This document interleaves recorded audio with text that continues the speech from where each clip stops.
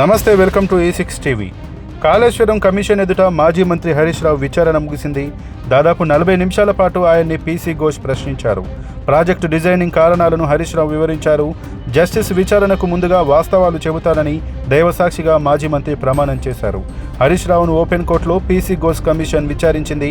Project redesign, Kaleshwaram corporation ఏర్పాటు, cabinet అనుమతులపై హరీష్ రావును కమిషన్ ప్రశ్నించింది. తుమ్మిడిహట్టి వద్ద చేవెళ్ల ప్రాణహిత ప్రాజెక్టుకు డిజైన్ చేసి ఎందుకు మార్చాల్సి వచ్చిందని కమిషన్ ప్రశ్నించింది. దానికి సుదీర్ఘమైన వివరణ ఇచ్చే ప్రయత్నం చేశారు మాజీ మంత్రి. తుమ్మిడిహట్టి వద్ద ప్రాజెక్టును నిర్మించాలని ఉమ్మడి రాష్ట్రంలో ఆనాటి కాంగ్రెస్ ప్రభుత్వం నిర్ణయం తీసుకుందని, అందుకు సంబంధించిన డిజైన్ను తయారు చేసి పనులను కూడా ప్రారంభించిందని తెలిపారు.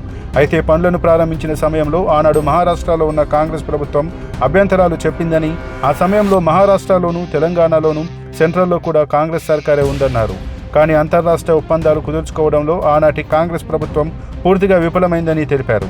దాంతో తెలంగాణ ఏర్పడ్డాక రాష్ట్రానికి నీళ్లు రావడం కోసం ప్రాజెక్టు నిర్మాణానికి మహారాష్ట్ర అభ్యంతరాలు చెప్పడంతో ముందుకు వెళ్లే సాధ్యం కాని పరిస్థితుల్లో పెండింగ్లో ఉన్న ప్రాణహిత ప్రాజెక్టుపై నిర్ణయం కోసం కమిటీని ఏర్పాటు చేసినట్లు కమిషన్కు తెలిపారు మాజీ మంత్రి. ఆ ప్రాంతంలో ప్రాజెక్టు సాధ్యం కాదని కమిటీ నివేదిక ఇచ్చిందని, అలాగే నీటి లభ్యత లేదని సిడబ్ల్యూసీ కూడా నివేదిక ఇచ్చిందని, అలాగే ఎక్స్పర్ట్ కమిటీ కూడా కీలకమైన ఆదేశాలు ఇచ్చిందన్నారు. ఈ నేపథ్యంలో ఆ స్థలాన్ని మార్చి తుమ్మడిహట్టి నుంచి మేడిగడ్డకు మార్చాలని, 3 బ్యారేజీలు నిర్మించాలని టెక్నికల్ కమిటీ నివేదిక మేరకే కొత్తగా కాళేశ్వరం ప్రాజెక్టును నిర్మించినట్లు చెప్పుకొచ్చారు. నివేదిక మేరకు, సెంట్రల్ వాటర్ కమిషన్ సూచనల మేరకు మహారాష్ట్ర ఒప్పుకోకపోవడం వల్ల మన ఇంజనీర్ల రికమెండేషన్ మేరకు ఆనాడు రాష్ట్ర ప్రభుత్వం నీళ్లు లేని చోట నుంచి నీళ్లున్న చోటకు మేడిగడ్డ ప్రాజెక్టుకు రూపకల్పన చేశాం. మీరు ఆనాడు నీళ్లు లేని చోట ప్రాజెక్టు ఇరికిచ్చే ప్రయత్నం చేసినారు. 7 ఏళ్లలో మహారాష్ట్రాన్ని ఒప్పించలేకపోయారు.